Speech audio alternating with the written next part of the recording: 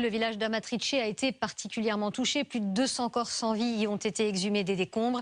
Et la comparaison des clichés avant et après le séisme est saisissante. Dans cette rue, seul le campanile est resté debout après le séisme. Ici, le bâtiment du premier plan est réduit à néant, tout comme cet hôtel au volet vert à l'entrée de la ville, devenu une ruine. Et les images satellites en disent encore plus long, tous les toits de tuiles ont disparu. Dans les régions, il y avait plus de 300 monuments historiques, la plupart datant de l'époque médiévale. Alors sur place, nous retrouvons notre envoyé spécial Marc Dering. Les opérations de secours ne sont pas simples, Marc, notamment en raison des multiples répliques ressenties dans la région.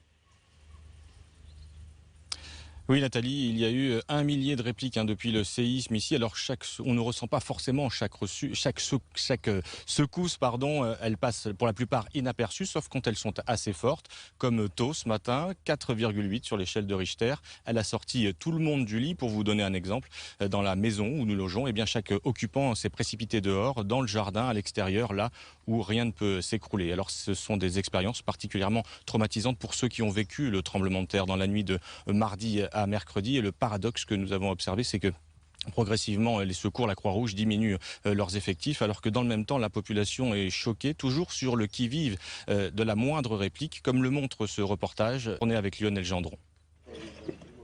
Toute la journée, les habitants de la région s'y préparent. Mais comme pour ce facteur en pleine tournée, il y a des moments où ils oublient.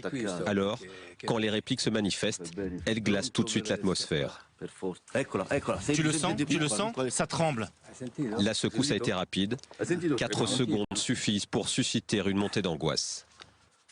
Regarde, j'ai la chair de poule. La chair de poule. J'ai peur. J'ai peur.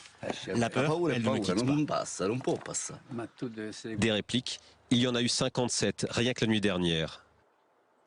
Du coup, les rescapés qui n'ont pas fui la ville vivent dehors, dans des tentes ou aux abords de leur maison, comme ce retraité qui a passé ses 2 dernières nuits ici et tente de s'y reposer la journée. J'ai dormi dans ma voiture jusqu'à ce matin. Voici mon coussin et ma couverture. À chaque secousse, les survivants revivent leur nuit d'angoisse lors du tremblement de terre. Beaucoup sont en détresse psychologique.